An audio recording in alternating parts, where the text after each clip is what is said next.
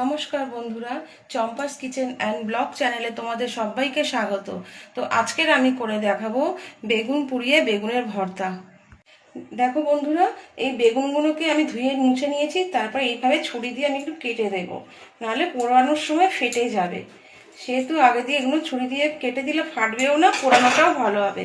এবার এই বেগুনের মধ্যে আমি অল্প একটুখানি তেল মাখিয়ে দেবো।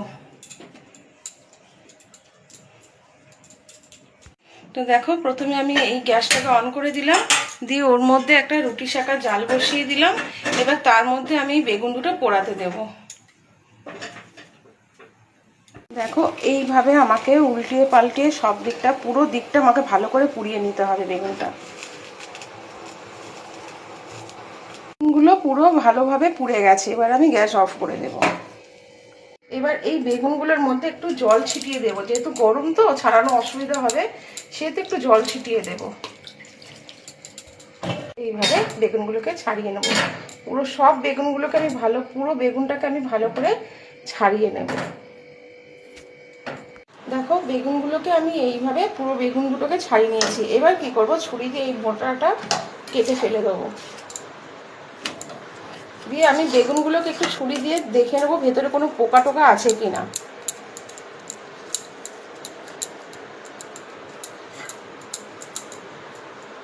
নেই, আমার কোনো পোকা নেই।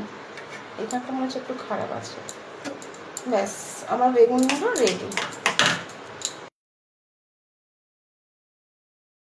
কড়াই বসিয়ে দিয়েছি, কড়াইতে তেল গরম হয়ে গেছে। এই তেলের মধ্যে আমি ছোট ছোট যে বড়ি, সেই বড়িগুলো ভেজে নেব। এই তেলের মধ্যে এবার আমি দিয়ে দেব পেঁয়াজ, কাঁচা লঙ্কা একসাথে দিয়ে দেব। দিয়ে পেঁয়াজ কাঁচা লঙ্কা দিয়ে একটু ভাজা করে নেব, ভেজে নেব। পেঁয়াজটা আমার ভাজা হয়ে গেছে। এবার এর মধ্যে দিয়ে দেবো টমেটো কোচা। এবার এর মধ্যে আমি একটু পরিমাণ মতো নুন দিয়ে দেব। টমেটোগুলো নুন দিলে টমেটোগুলো তাড়াতাড়ি গলে যাবে। এবার একটু ভেজে নেব, টমেটো পেঁয়াজ কাঁচা লঙ্কা একসাথে একটু ভালো করে ভেজে নেব। আমার পেঁয়াজ কাঁচা লঙ্কা টমেটোটা ভালো করে ভাজা হয়ে গেছে। এবার আমি দেব যে বেগুনটা পুড়িয়ে রেখেছিলাম, সেই বেগুনটা। এবার এটাকে ভালো করে একদম পুরো ঘেঁটে পাক করে দেব।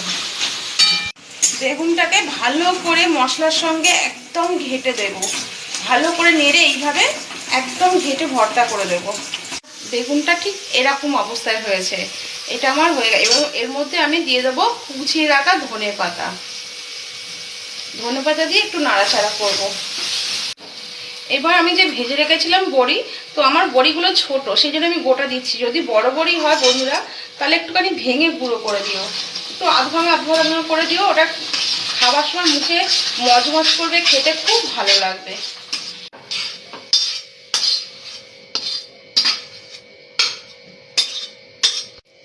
তো দেখো, আমার বেগুন ভর্তা হয়ে গেছে।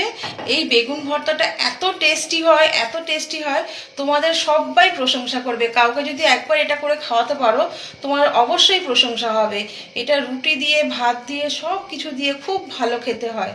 তো যদি এই রেসিপিটা তোমাদের ভালো লেগে থাকে, তাহলে আমাকে লাইক কমেন্ট শেয়ার করে দিও।